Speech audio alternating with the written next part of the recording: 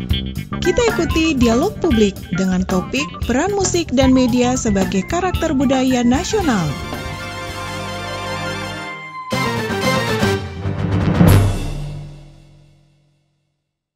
Halo pemirsa dan pendengar dimanapun Anda berada, senang sekali saya Sandra Kue dapat kembali hadir kali ini melalui program Dialog Publik. Dan live dari Benteng Amsterdam, kita kali ini akan berbincang-bincang tentu saja dengan tema yang juga selaras dengan kota Ambon sebagai kota musik. Dan sudah hadir bersama-sama dengan saya juga di Benteng Amsterdam ini adalah Kepala Stasiun LPP RRI Ambon, Bapak Dr. Andus Budi Nugroho MA. Selamat datang, Pak. Terima kasih. Ya, dan juga di sini ada Bang Rido Hafidz dari Slang nih. Halo Bang, apa kabar? Alhamdulillah baik. Oke, dan juga nih ada aktris cantik dari ibu kota, ada Kakak Faradiba Ferreira. Halo Kakak. Halo, apa kabar?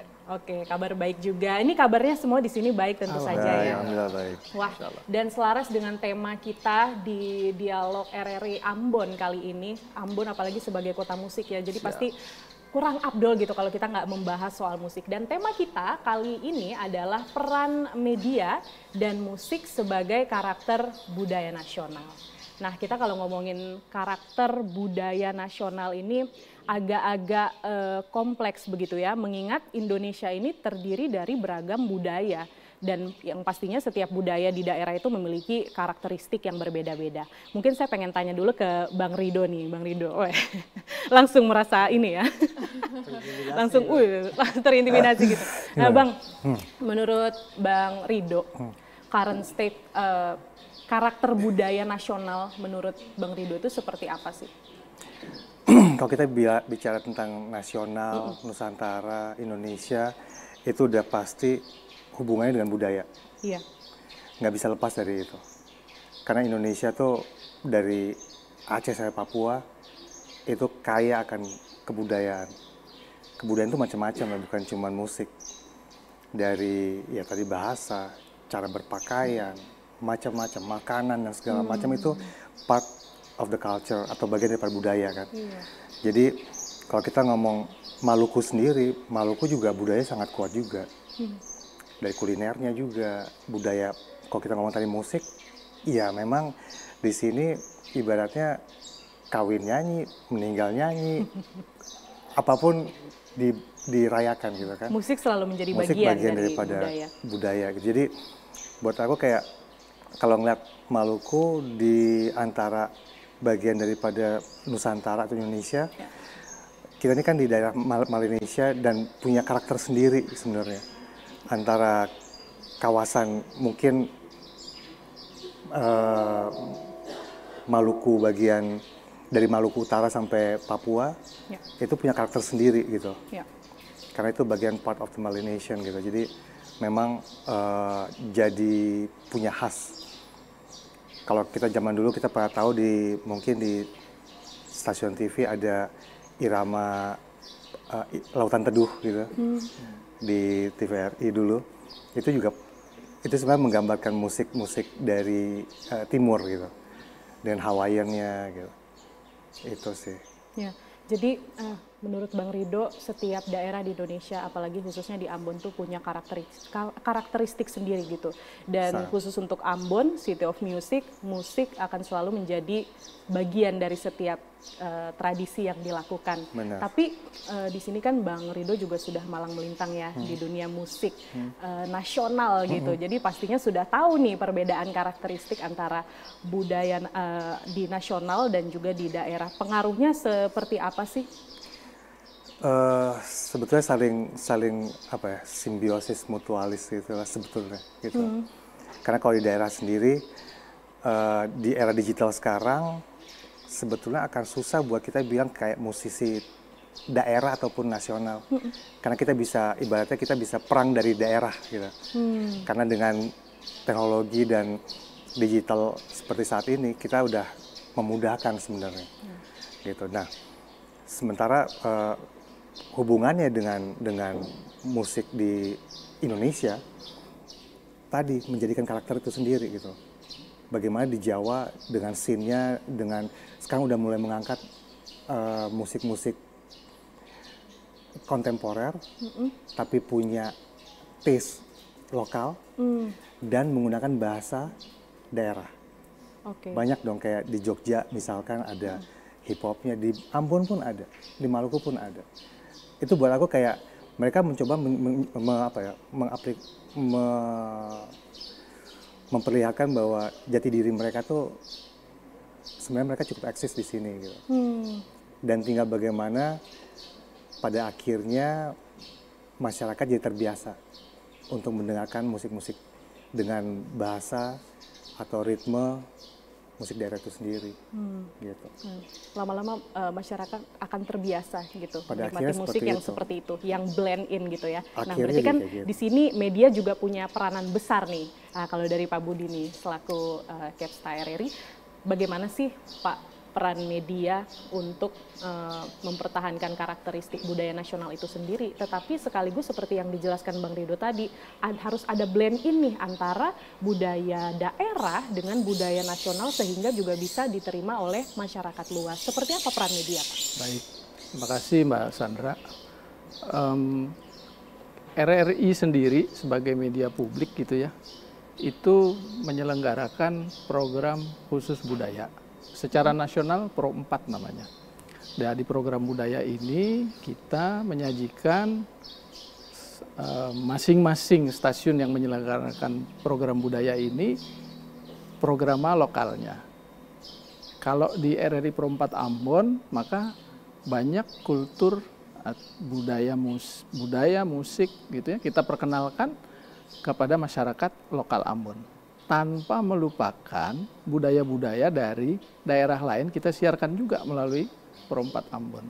Jadi seperti yang tadi dibilang sebagai blending gitu ya. Artinya kita juga melakukan itu, bahkan seperti cross culture jadinya ya. Jadi supaya kita saling mengenal ya. Di barat dan di timur dan di barat sama-sama tahu. Jadi walaupun mungkin pengenalannya masih sebatas misalnya informasi-informasi singkat mengenai kebudayaan, kemudian juga lagu-lagu dari daerah. Jadi nggak heran kalau di Ambon tiba-tiba di Pro 4 ada lagu Jawa. Nggak heran. Di RRI Ambon juga kadang diputar dangdut juga gitu ya Pak ya? Berbau dangdut ya, iya, di Pro 4. Di Karena itu dangdut. tadi blend in ya? Ya, jadi ada berbau dangdut juga. Betul. Ya, itu kita lakukan supaya masyarakat Ambon tahu yang terjadi budaya di Jawa, budaya Sumatera, budaya Kalimantan, budaya Sulawesi. Demikian juga kalau di daerah lain misalnya dulu saya di Aceh sebelum di Ambon. Di Aceh kami putar juga lagu Maluku. Karena supaya orang Aceh tahu bahwa di timur sana ada saudaranya juga yang punya kreativitas yang sama. Kalau bagi Kak Farah sendiri nih, Kak Farah kan juga sempat cerita-cerita nih Pak sama saya, bahwa Kak Farah ini dulu masa kecilnya juga sempat di Indonesia Timur, kemudian pindah ke Pulau Jawa gitu ya, pasti kan sudah terbiasa diekspos dengan keanekaragaman budaya Indonesia, pasti kan ada perbedaan juga tuh ya, budaya Timur, Indonesia Timur dengan Indonesia di bagian Barat udah pasti berbeda. Menurut kamu keanekaragaman budaya kita tuh seperti apa sih, sekaya apa sih, kamu amazed nggak? Ya, menurut aku keanekaragaman yang kita punya itu semakin membuat bangsa kita itu kaya. Itu pasti unik, penuh warna, karena aku memang masa kecil kan di Timor Leste. Iya. Terus aku pindah ke Jawa.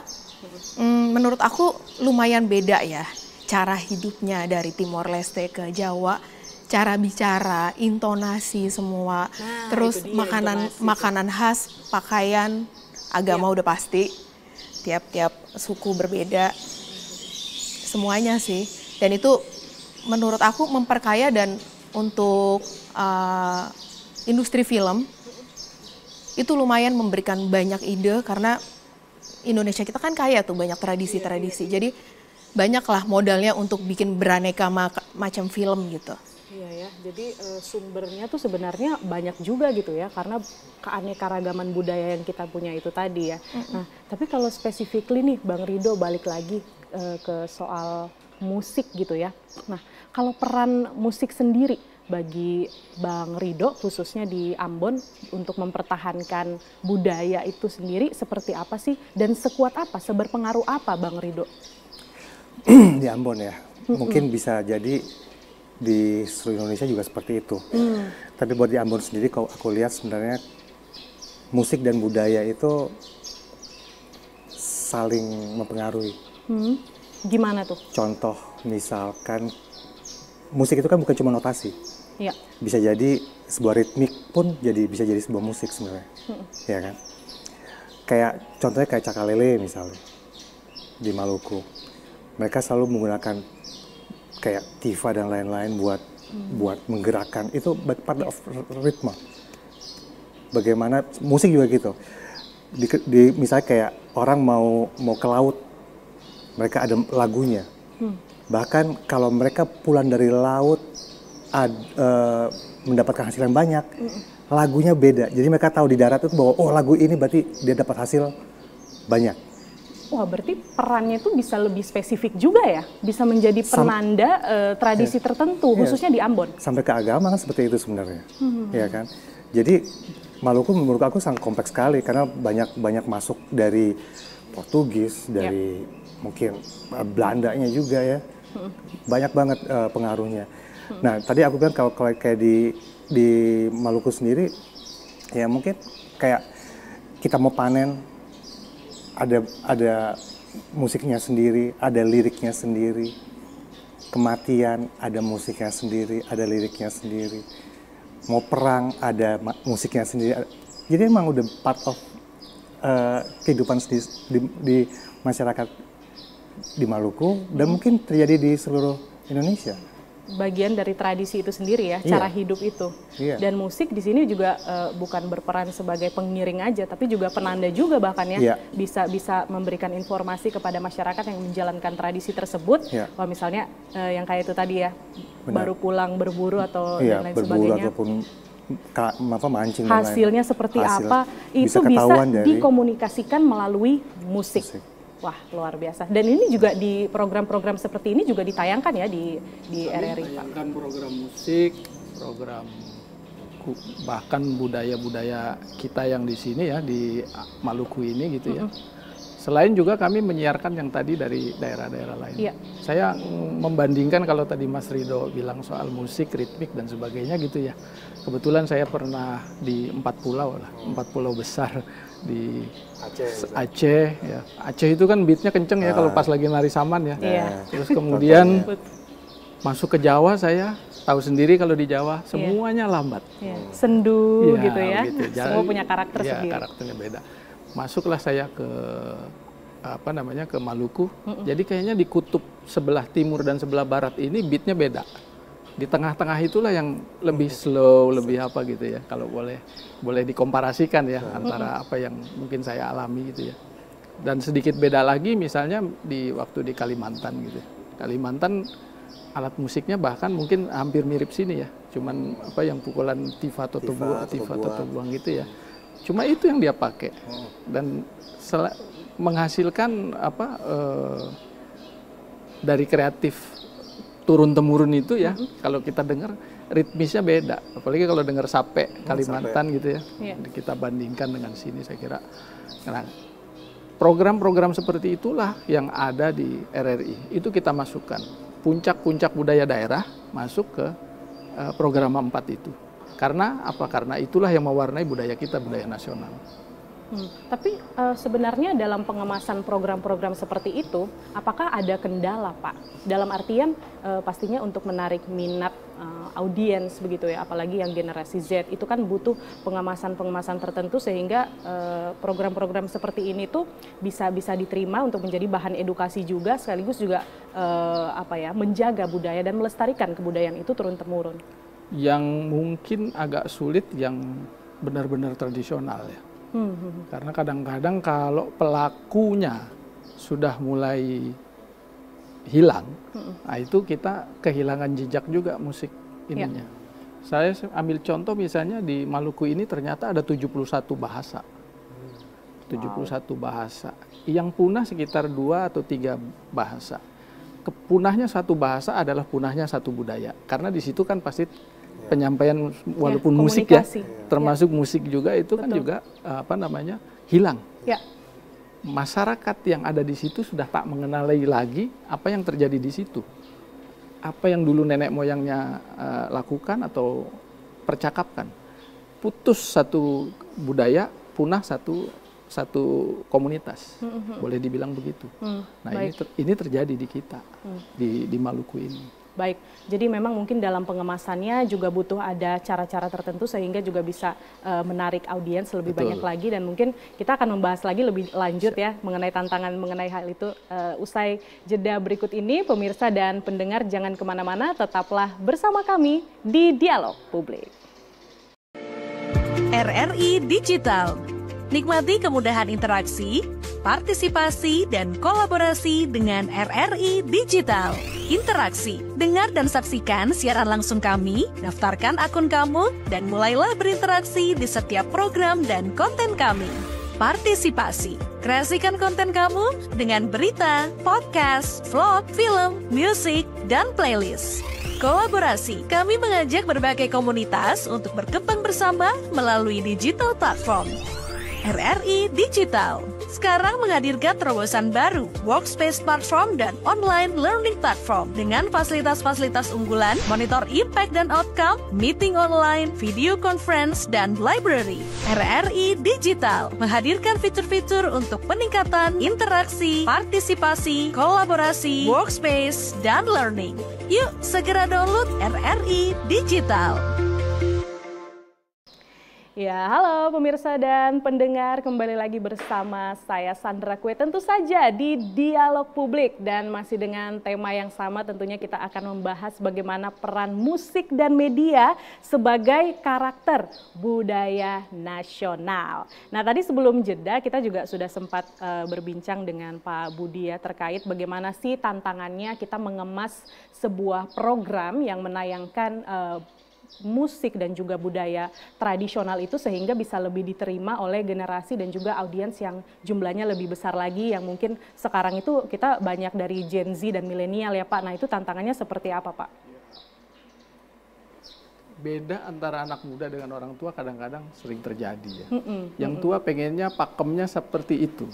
Yang muda pengen ngedobrak. Betul. Pengen keluar. Masa kayak gitu-gitu aja. Puluhan tahun, ratusan tahun sama terus. Sementara yang muda mengubahnya. Contoh yang tadi Mas Ridho cerita, hip hop ya. Di Jawa mana ada hip hop? Logikanya kan orang Jawa jalannya ininya slow ya. Terus tiba-tiba pakai hip hop yang beatnya pasti cepat gitu ya. Nah, itu kan terbayang. Bagaimana tantangan kaum yang boleh dibilang konservatifnya musik gitu terhadap perubahan itu. Tapi mau nggak mau, kalau kita juga nggak ngikutin itu, musik Jawa jangan-jangan juga hilang. Karena yang klasik ditinggalkan orang gitu, ya kemudian mereka ngadopsi yang baru sama sekali. Oleh karena itu blend yang tadi itu cocok betul. Jadi supaya yang kultur lama bercampur dengan inian yang baru gitu. Nah, resilience-nya kita akhirnya kekuatannya ada di sana karena kitanya bertahan gitu loh. Kan yang hip hop dan sebagainya kan sebenarnya dari unsur luar toh. Unsur luar negara kita masuk, kita serap, kita kawinkan dengan budaya lokal kita, dan itulah yang terjadi yang seperti sekarang. Baik. Termasuk juga di Maluku ada hip hop, padahal dulunya salah satu lagu andalan kita nih kalau di siaran namanya Love Ambon. Itu bikinannya namanya George de Freitas. Itu kan iramanya mendayu-dayu, diputarnya pada saat kita nutup siaran. Love Ambon. Benar-benar emang pengantar tidur. Salam perpisahan gitu ya. Tiba-tiba muncul kayak di sini hip hop Ambon yang barangkali memang kulturnya cocok kan ya. Langsung terserap lah. Sementara yang di barat yang tadi kayak di Sunda barangkali atau di Jawa ya agak lambat lah masuknya gitu. Karena tadi unsur budaya yang udah kuat, ada orang-orang yang merasa ini keluar pakem nggak bisa begini ya, itu yang terjadi barangkali tantangannya ya. Kalau kami ya RRI selalu ingin mengadopsi apa yang memang digemari masyarakat melalui media kita. Radio itu salah satu unsur dalam penyiarannya harus ada musik. Kalau nggak ada musiknya, boleh dibilang susah radio itu hidup. Benar. Karena Iya. audio ya di Iya, situ. karena audio. Kalau nggak ada musiknya, ada. Bisa dibilang Benar. bukan radio itu. Baik, berarti resilience-nya itu adalah harus ada blend in antara Siap. budaya dan juga musik luar dengan daerah, Ya. baik itu dari musik luar negeri gitu ya, budaya luar dengan musik daerah. Nah, pastinya kan kalau ada blend in kayak begini nih Bang Rido, itu kan juga akan mempengaruhi ya keseimbangan budaya nasional atau juga budaya lokal yang kita miliki. Ini gimana sih Bang Rido pengemasannya sehingga keseimbangan itu tuh bisa terjaga gitu. Jadi dalam satu waktu kita juga bisa mengemas penyampaian musik dan juga budaya yang lebih toleran, tetapi keseimbangannya tetap terjaga. Itu gimana tuh? Oke, pertama sebenarnya aku kurang setuju dengan musik tradisional sebetulnya. Ada juga musik Indonesia. Pinginnya kayak Bahasanya gitu. seperti apa? Jadi sebenarnya Harusnya Bang. setiap daerah, ya bukan tradisional, tapi memang di situlah mereka hidup. Gitu. Justru yang pendatang itulah, yang musik-musik yang datang itulah yang jadi new culture-nya mereka. Gitu. Kenapa mereka dijadikan tradisional gitu? Sebenarnya nggak perlu kan. Tapi ya udah kita pakai istilah itu misalkan. Kalau aku sih lebih setuju misalkan anak-anak itu musisi-musisi daerah yang mempelajari lokal culture-nya mereka. Mereka harus pelajari roots-nya. Saat mereka pelajari roots-nya, saat mereka mau untuk meng-create sesuatu yang baru, at least mereka tahu roots-nya. Contoh kayak misalnya di Sulawesi, misalkan di Toraja ada alat musik namanya geso-geso. Bentuknya kayak rebab. Sebenarnya aku juga bilang, aku sempat tanya, aku boleh nggak sih mainnya sambil berdiri? Bisa, tapi adabnya nggak seperti itu. Kamu harus duduk, posisinya begini, dan itu. Bisa, tapi kita tahu adabnya oke. Tapi setelah kita mau rubah, ya mungkin bisa aja. Sape, aku juga main sape, Pak Budi. Sape juga, mungkin orang bilang, nggak kayak gitu. Iya, itu cara mainku. Gitu, bisa gitu. Jadi sebenarnya kita tahu roots-nya dulu. Setelah itu kita akan kembangkan. Setelah kembangkan, aku yakin juga semua banyak musisi di daerah itu punya kapasitas yang bagus secara knowledge-nya, secara teknis bagus. Hanya aku selalu bilang bahwa banyak musik-musik lokal daerah itu digunakannya di tempat wisata, lobby hotel, bandara misalnya gitu ya. Kenapa nggak mereka juga punya mindset yang sama seperti musik pop atau kontemporer, bahwa bikin sebuah pegelaran itu butuh konsep, setlist yang bagus, punya lighting designer, punya multimedia. Akhirnya bukan kita yang ngajak musik let's say tradisional tadi untuk join sama kita, tapi mereka juga bisa ngajak let's say kayak aku pengen ajak Erwin Gutawa buat collab sama aku, karena aku punya konsep seperti ini.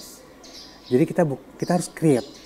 Saat ini kalau kita cuma nunggu aja selesai kita ditelan sama globalisasi ataupun dengan digitalisasi ya. Jadi sebenarnya bukan musik tradisional tapi their own music gitu ya. Their own music mereka sendiri dan butuh pengemasan yang lebih dipikirkan lagi dari segi konsep, lighting dan sebagainya tadi. Mindset aku bilang tadi. Mindsetnya. Ya, mereka harus punya mindset bahwa mereka bukan musisi lokal. Mereka sama seperti kita. Tinggal mereka punya konsep yang bagus, mereka akan sama seperti kita. Bayangkan mungkin kayak gini deh, contohnya kayak Jamaika, reggae misalkan. Reggae siapa yang kenalin sampai seperti sekarang? Bob Marley dengan bahasa Inggrisnya yang kita juga harusnya man bukan man, hey man, tapi cuek aja, iya kan? Kita juga bisa kayak gitu, kita mengupgrade sampai akhirnya jadi dikenal, gitu. Sebenarnya nggak ada benar dan salah ya kalau dalam pengucapan dalam musik ya. Ya. Itu kan ada stylenya masing-masing. Oke. Nah, kalau Kak Farah nih Kak, Kakak kan juga sebagai aktris gitu ya, pemain film. Kalau Kak Farah sendiri melihat industri film, ya let's say entertain, sinetron dan lain sebagainya, apakah saat ini tuh udah cukup mengakomodir budaya-budaya yang ada di Indonesia? Misalnya dalam pembuatan satu film itu sudah cukup diangkat gitu budaya dari sini, dari Jawa misalnya, dari Indonesia Timur. Apakah keterwakilannya tuh udah cukup gitu dalam pembuatan film ataupun juga sinetron? Sepengalamannya Kak Farah. Menurut aku industri film kita udah cukup ada peningkatan, udah cukup maksimal untuk mengangkat keanekaragaman budaya kita. Contohnya itu misalnya ada salah satu film favorit aku, judulnya itu Marlina. Itu film bagus. Mereka ambil background syutingnya itu di Sumba dan itu sinematografinya bagus banget. Dari segi cerita juga mengangkat isu kekerasan perempuan di desa terpencil di Sumba. Terus mungkin Laskar Pelangi di Bangka Belitung juga kan mereka banyak mempromosikan bahasa mereka, tradisi, adat, musik. Terus mereka juga pakai aktornya dari Bangka Belitung juga kan yang anak-anak itu. Betul. Yang memang yang punya bahasanya gitu ya, jadi bisa lebih mengenalkan lagi gitu. Kalau Kak Farah sendiri ada pengalaman nggak kayak misalnya disuruh syuting suatu production gitu ya, sinetron ataupun film yang mengharuskan Kak Farah itu out of your comfort zone gitu, harus belajar dialek dari daerah lain misalnya, harus belajar budaya dari daerah lain, pernah nggak kayak gitu? Iya, kebetulan aku pernah dapat satu movie, memang horor tapi backgroundnya itu kita tetap pakai elemen budaya gitu. Jadi Jawa Tengah. Dan aku pikir kalau Jawa Tengah itu sama Jawa Timur mungkin mirip-mirip aja ya, gitu. Mungkin aksennya mirip-mirip lah, berdekatan. Tapi ternyata setelah aku reading dan dijalani waktu syuting, ternyata lumayan beda loh Jawa Timur sama Jawa Tengah itu. Gimana Jawa Tengah itu dialeknya lebih kental. Terus intonasinya lebih halus daripada Jawa Timur. Jadi itu lumayan butuh waktu dan agak kaget karena ternyata beda walaupun sama-sama Jawa dan berdekatan gitu. Nah, itu menghadapi tantangan kayak gitu tuh apa yang kamu lakukan? Apa akhirnya jadi belajar atau mungkin punya coach sendiri gitu atau kayak gimana sih? Iya, jadi kalau riset itu udah pasti.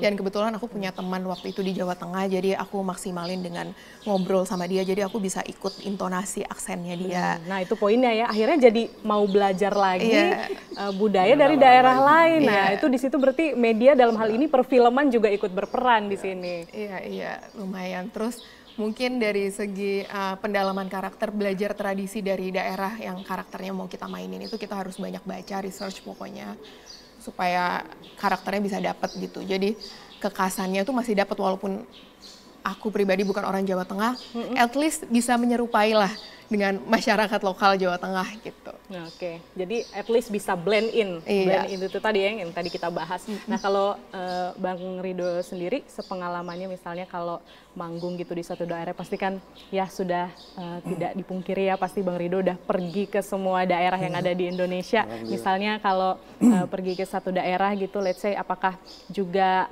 akhirnya ada kultur tertentu yang dibawa gitu ke atas panggung gitu supaya bisa blend in gitu, atau seperti apa sih pengalamannya Bang Rido? Beberapa kali iya, mungkin bilang sering juga iya. Tapi, sering ya? Sering, tapi kita selalu pikirin banget sih sebenarnya. Saat kita bawa satu kebudayaan ataupun tradisi lokal kita bawa ke atas panggung, pinginnya tuh bukan sebagai tempelan gitu, bukan sebagai cuman oke, kita kolaborasi sama ornamen aja. Kita pengen menjadi part of the show, pinginnya gitu. Jadi kita pikirin banget ini mesti apa ya.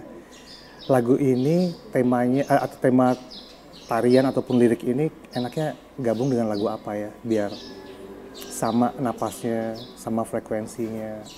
Itu selalu kita pikirin gitu. Tadi kayak aku pengen ngomong sedikit apa media gitu ya. Media boleh, juga jadi sangat penting. Saat misalnya media jadi pembentuk karakter sebenarnya juga, kalau menurut aku. Nah, dalam nih. Iya, pembentuk gimana karakter. Tuh, Bang?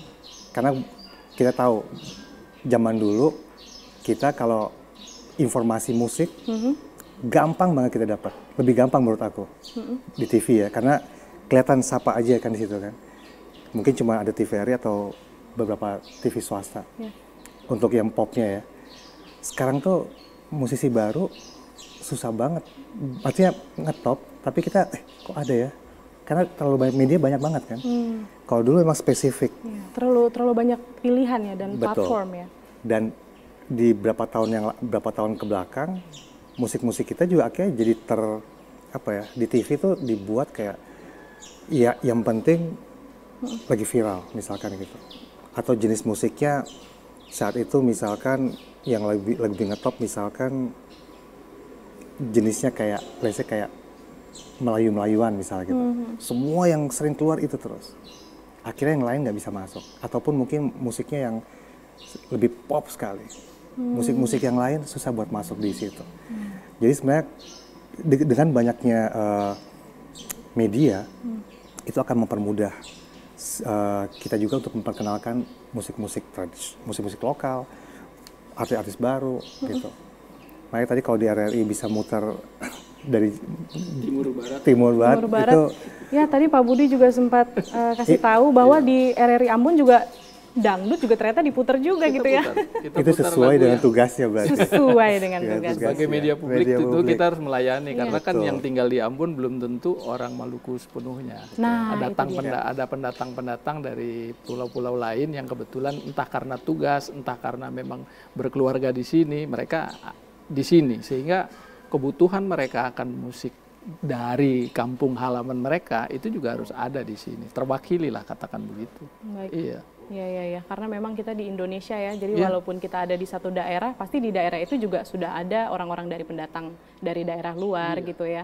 Nah, tapi ada tantangan nggak sih Pak Budi dalam mempromosikan, misalnya kan harus ada blend in juga nih dengan musik dari luar Ambon gitu. Itu ada kendala nggak misalnya? Kendala yang dalam artian kalau untuk penyiarannya kami nggak kendala. Yang jadi kendala adalah kalau musik-musik daerah dari daerah lain itu kita punya keterbatasan source dari merekanya.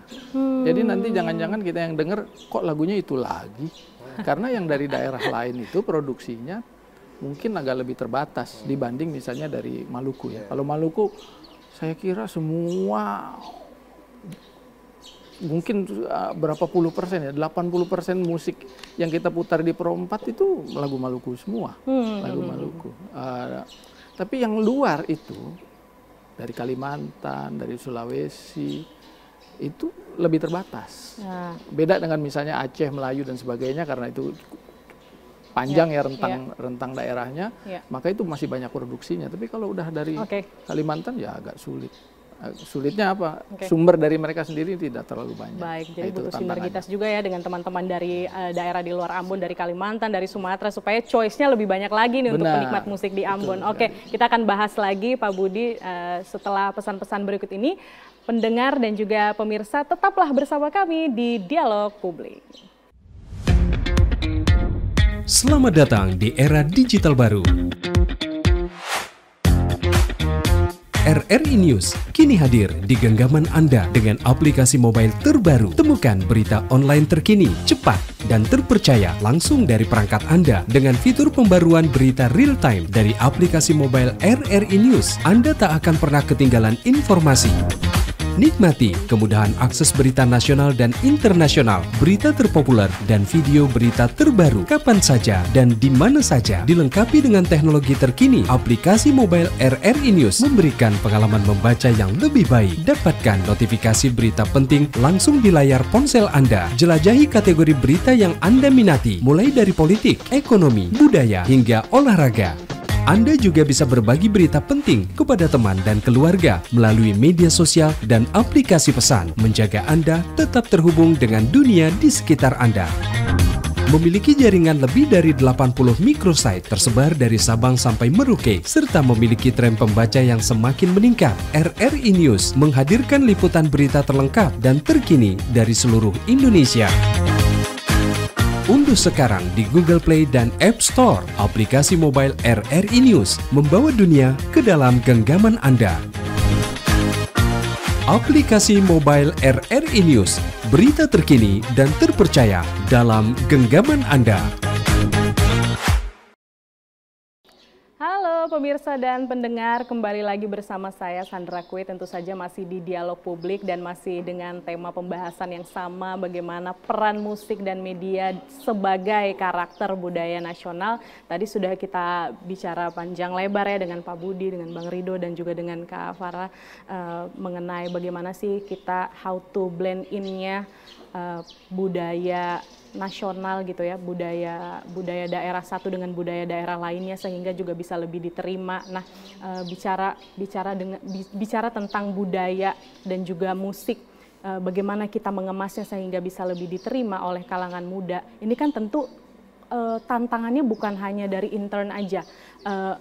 Bagaimana kita mengemas musik dan juga program budaya itu saja kan, pasti juga ada tantangan dari luar, pasti juga ada saingan nih. Let's say musik yang saat ini sangat digandrungi oleh anak-anak muda, musik K-pop dan lain sebagainya. Tadi juga sempat disinggung hip hop gitu ya. Nah, ini gimana sih tantangannya kalau dari Pak Budi sendiri untuk mengedepankan musik sebagai karakter budaya nasional? Saya ngelihat di media sosial ya, ini ada anak orang Indonesia itu Japanese tapi pakai bahasa Jawa. Japanese tapi Javanese. Jadi dia ngelogatin lagu-lagu Jawa pakai lagu Jawa dilogatin Jepang. Ada beberapa udah lagu yang saya dengerin gitu ya. Itu bahasa Jawa, saya tahu itu bahasa Jawa, tapi dilogatin kayak bahasa Jepang. Jadi kayak tadi ya jadi blending ya sebenarnya. Ini istilahnya serangan balik dari kita. Kenapa? Mereka G-Wave-nya masuk, K-pop-nya masuk dan sebagainya oleh orang kita dengan kreatif dibales, dibikin dengan kreatif juga. Gue pakai bahasa Jawa, kita pakai bahasa Jawa gitu ya. Terus kemudian kami dibuat dengan logat Jepang. Jadi seolah-olah itu lagu Jepang padahal itu lagu asli lagu Jawa.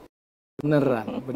Kalau yang ngerti Jawa ketawa terbahak-bahak pasti lagunya itu. Iya. Ya bener. Saya 4-5 lagu musisinya beda-beda tapi melakukan hal yang sama. Nah itu kan proses kreatif di kita ya. Betul. Ada yang dari luar masuk ke kita, tapi kita dengan kreatif kita balas dengan cara kita gitu. Kitanya juga menikmati tetap sebagai musik kita. Seolah-olah Jepang tapi musik kita sebenarnya. Seolah-olah Jepang tapi kita punya sebenarnya. Nah, ini kayaknya belum kita perkenalkan di media mainstream ya, di media elektronik ya, tapi itu kalau di media sosial sudah viral di mana-mana banyak ya, Pak. Sudah sangat banyak. Iya. Disukai kayaknya. Betul. Jadi sebenarnya menghadapi tantangan pengaruh budaya ataupun juga musik dari luar Indonesia itu sama saja dengan kita memblend in dengan musik daerah satu dengan daerah lain begitu ya Pak ya. Sebenarnya sama saja gitu. Kalau Bang Rido sendiri melihat fenomena ini seperti apa sih Bang?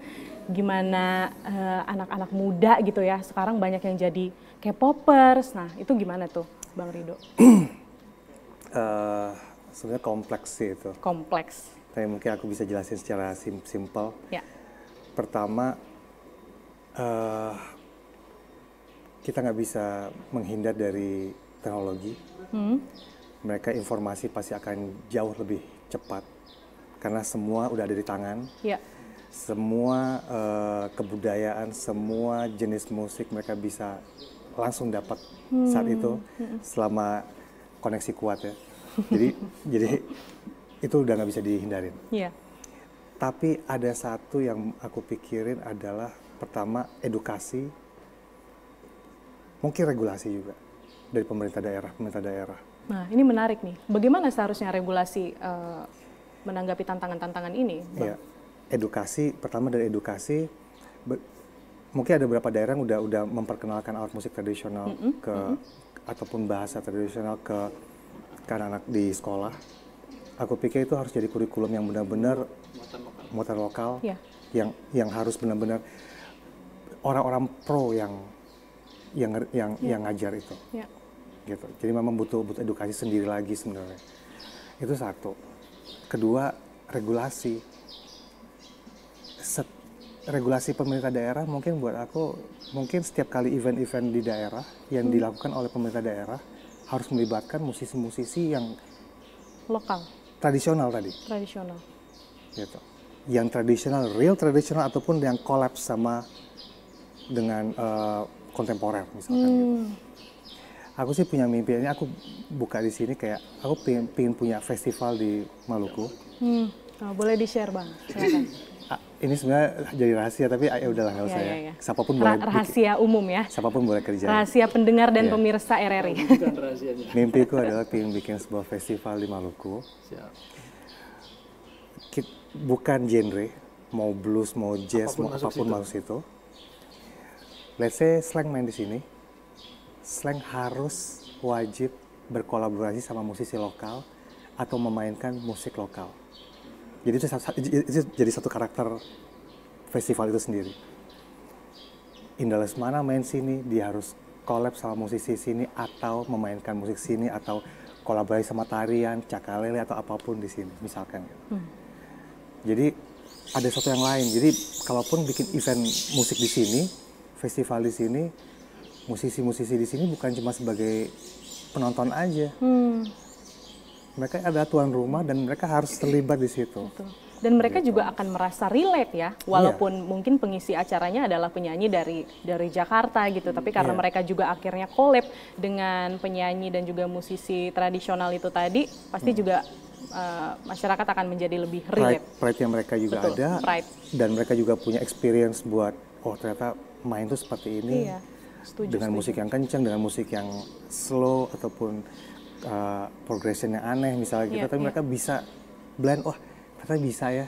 Di situ akhirnya mereka artinya kayak terstimulans otaknya buat meng-create sesuatu yang oke, kita bikin yang begini nih. Mungkin seperti itu. Yang ada hubungannya dengan budaya mereka sendiri. Wah, ini kalau udah diumumin akan ada festival kayak gini pasti akan banjir nih DM-nya Bang Ridho nih sedikit lagi. Kapan-kapan gitu ya. Iya. Bisa jadi nanti RRI juga akan diteror, Pak. Gimana nih kapan akan collab dengan Bang Ridho? Satu lagi. Oh, apa lagi? Bikin itu juga susah ternyata di Timur. Gimana susah? Sponsor tuh susah banget mau kesini. Karena semua ininya dari Jawa. Betul. Perusahaan besar-besar yang mau sponsoring itu dari sana. Mau konsepnya keren gimana juga, begitu ngomong Maluku, aduh kejauhan. Aku selalu fight. Harus bisa. Ya nggak tahu kapan, mudah-mudahan bisa. Ini menjadi informasi juga ya untuk investor di luar sana yang mungkin mau donate gitu ya, ya untuk festival Siapapun ini. mau bikin, go ahead. Go ahead gitu ya, karena ini juga tujuannya mulia, selain juga menghibur masyarakat, tetapi juga ingin mengembrace budaya dan juga musisi daerah setempat itu. Nah, ke Kak Farah lagi nih Kak, tadi kan udah dibahas ya panjang lebar mengenai bagaimana kita blend in budaya dan juga musik daerah satu dengan daerah lain, musik Indonesia dengan musik luar negeri.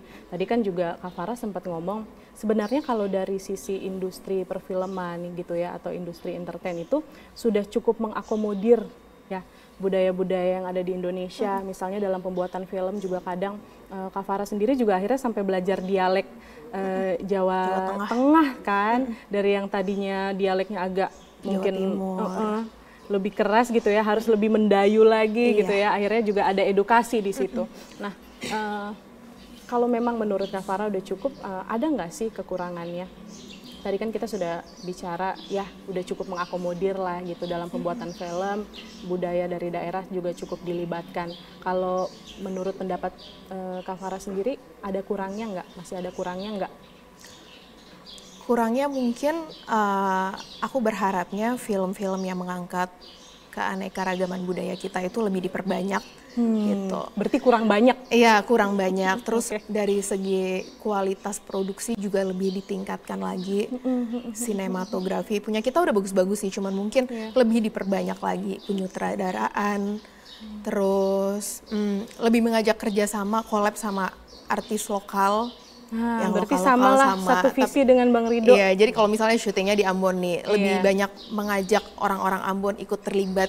Terus mungkin masyarakat lokalnya juga ikut terlibat dalam segi cerita.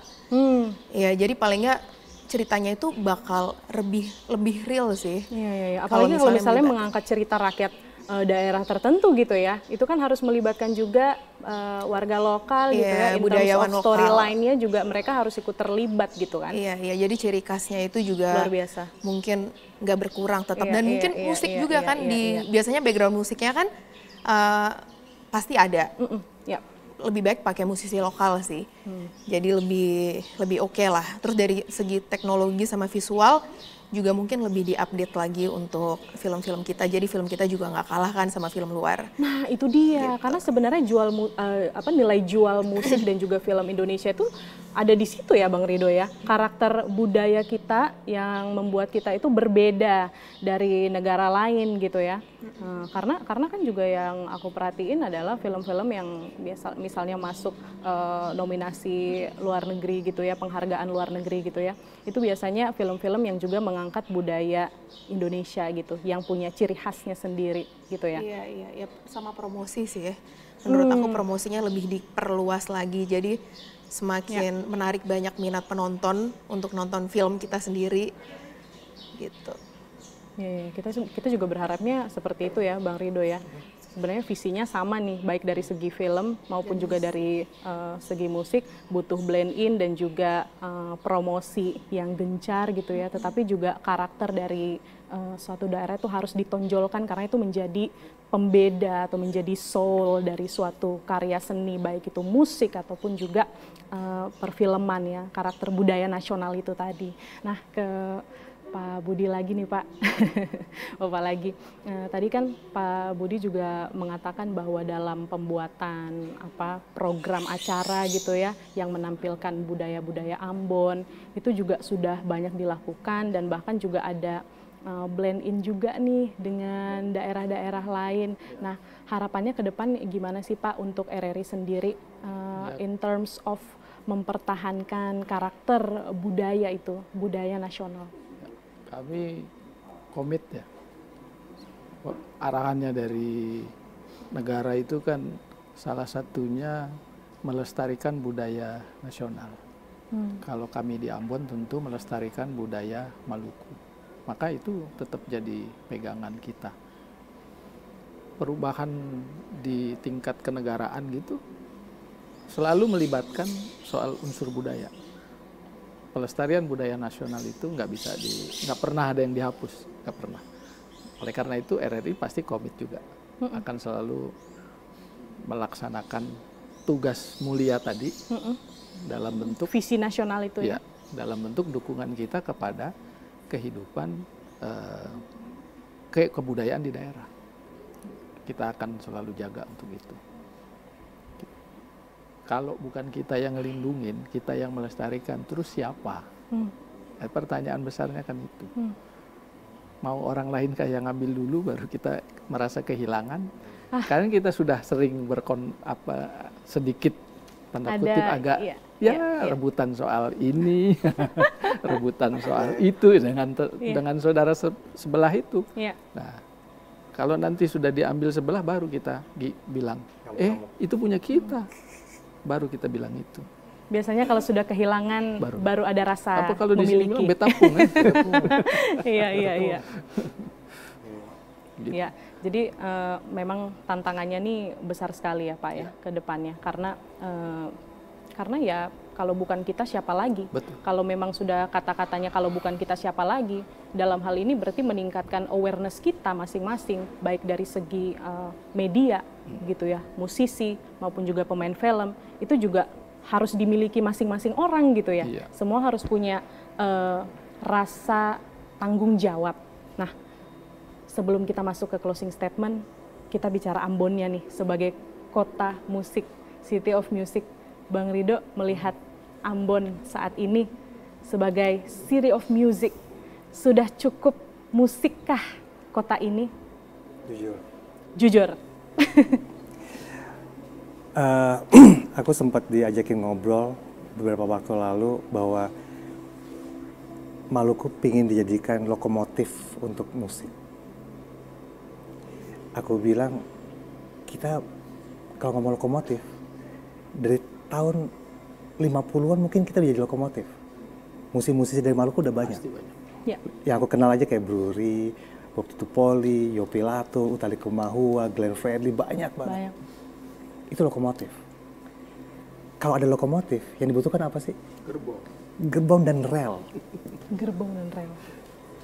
Relnya, lokomotif udah ada, tapi nggak bisa jalan kan, nggak punya rel. Nggak ada jalannya.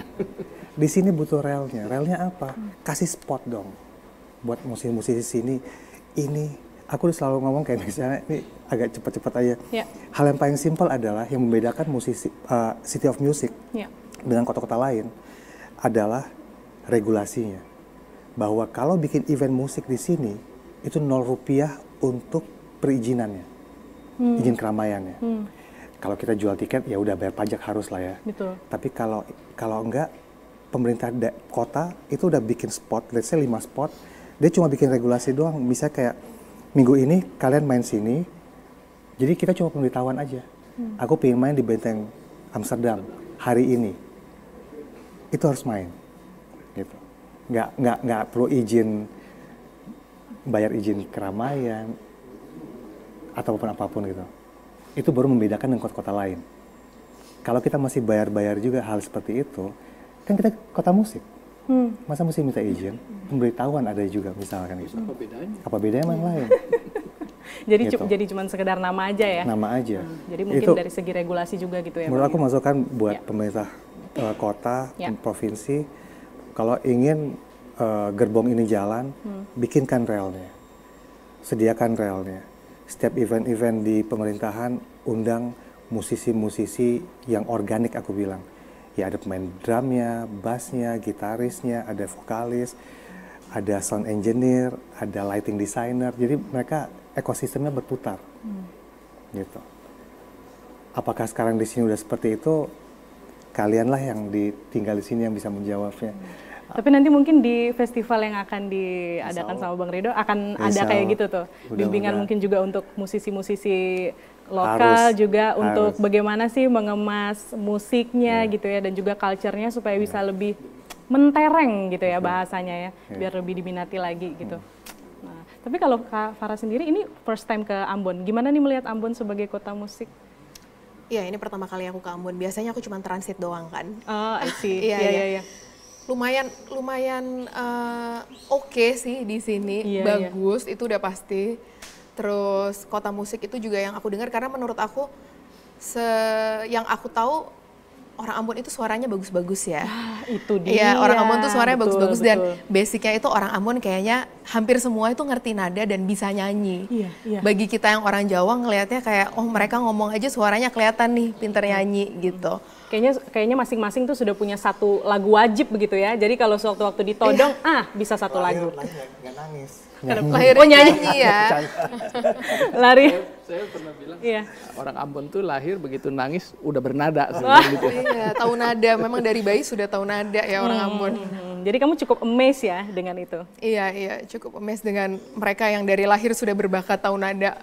Betul. Apalagi musik dengan film ya, industri perfilman ini adalah satu kesatuan yang tidak bisa dipisahkan gitu ya. Iya, Semuanya itu juga turut berkontribusi menjadi suatu karya, sehingga juga bisa hopefully bukan hanya tujuannya untuk bisnis aja, tetapi juga untuk melestarikan budaya kita gitu ya. Oke, mungkin sebelum kita tutup, saya mau minta masing-masing statement dari Pak Budi, juga Bang Rido, dan juga Kak Farah gitu ya, dari bidang masing-masing.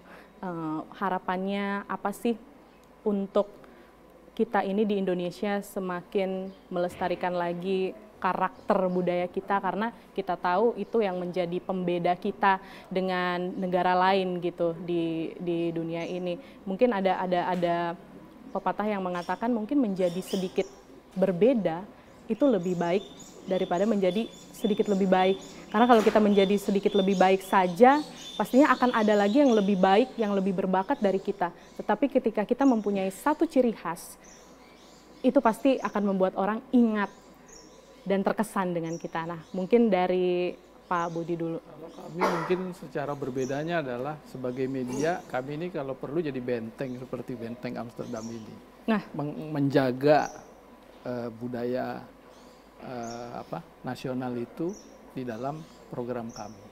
Nah, itu jadi Kalau udah kayak benteng ini kan melindungi kan, kira-kira gitulah. Melindungi satu komunitas kebudayaan terutama juga kebudayaan lokal di masing-masing daerah di mana RRI berada. Itu mungkin barangkali. Oke, kalau Kak Farah sendiri bagaimana nih mungkin dari segi perfilman, apa sih harapan kakak sehingga perfilman Indonesia ini juga semakin berkontribusi lagi gitu dalam memperkuat karakter budaya kita? Ya, aku berharapnya semakin banyak industri film yang menciptakan karya-karya yang mengangkat keanekaragaman budaya nasional kita, yang pastinya ceritanya lebih mendidik, lebih menginspirasi juga, nggak cuman budaya tuh cuman jadi background gitu, nggak, jadi benar-benar filmnya itu memang mengangkat budaya kita gitu. Dan menurut aku masih banyak suku-suku atau kayak daerah-daerah yang terpencil itu belum terekspos gitu loh di layar lebar. Masih banyak, mungkin selama ini yang udah populer aja yang udah terekspos. Masih banyak banget yang belum, misalnya kayak suku Baduy gitu mungkin yang kurang terekspos di layar lebar, itu mungkin bisa juga dipakai untuk film layar lebar. Terus seperti yang aku bilang tadi, mungkin dari segi teknologi sama visual juga lebih di-update lagi. Itu sih. Ya, saking kayanya kita dengan budaya ya, keanekaragaman budaya kita semakin sangat kaya gitu ya, sampai memang ada daerah-daerah yang mungkin belum tersentuh juga gitu ya untuk diangkat budayanya ke perfilman. Jadi masih banyak banget yang bisa dipakai untuk bikin cerita sebuah film. Betul, masih banyak PR dan lagi pula jadinya semakin banyak bahan gitu ya untuk dijadikan tema perfilman jadinya. Nggak bisa habis saking banyaknya budaya kita. Oke, terakhir Bang Ridho, to wrap this up, mungkin apa harapannya nih Bang Ridho selaku musisi, peran musik sebagai karakter budaya nasional? Kalau aku alhamdulillah dengan slang, aku udah ngeliat Indonesia secara utuh, dari Aceh sampai Papua, dari utara sampai selatan, aku udah sempat lihat kebudayaan dari pertama kali aku jalan dari 97 sama slang. Di situ baru sadar bahwa gila, Indonesia kaya banget. Kaya banget, kaya kebudayaannya. Budaya itu macam-macam ya, dari makanan, cara berpakaian, musiknya, kebiasaan-kebiasaannya itu. Terus alamnya yang cantik, kekayaan alamnya. Dan aku akhirnya jadi berpikir bahwa kalau kita ngomong sumber daya alam kita, kita bukan salah satunya. Kayak emas, negara lain ada emas, nikel, negara lain ada nikel. Betul. Tapi cendrawasih belum tentu ada tempat lain. Bahkan komodo belum tentu ada tempat lain. Orang utan mungkin cuma ada di Kalimantan, Sumatera, dan sedikit di Thailand, misalkan gitu. Nggak semua ada. Bayangkan kalau misalnya budaya kita hilang, hutan kita ataupun alam kita juga nggak cantik lagi, Indonesia kelar. Jati diri kita hilang juga ya. Jadi ini PR agak mengkhawatirkan, tapi nggak boleh hilang optimisme kita. Bahwa kita masih punya harapan buat menjaga, melestarikan alam, menjaga kebudayaan melalui media. Karena dengan media kita bisa tahu bahwa rusak ataupun bagus, dari situ kita bisa tahu, dan kita bisa concern langsung melihat atau ngebenerin, atau mungkin kita bisa kolaborasi langsung melalui media tadi itu sendiri.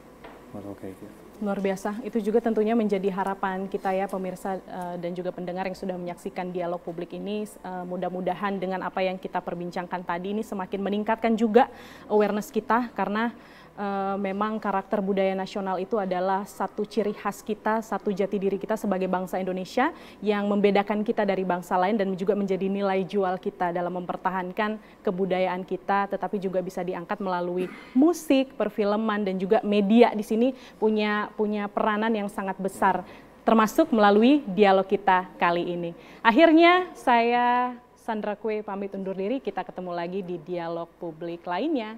Sampai jumpa. Demikian dialog publik dengan topik peran musik dan media sebagai karakter budaya nasional.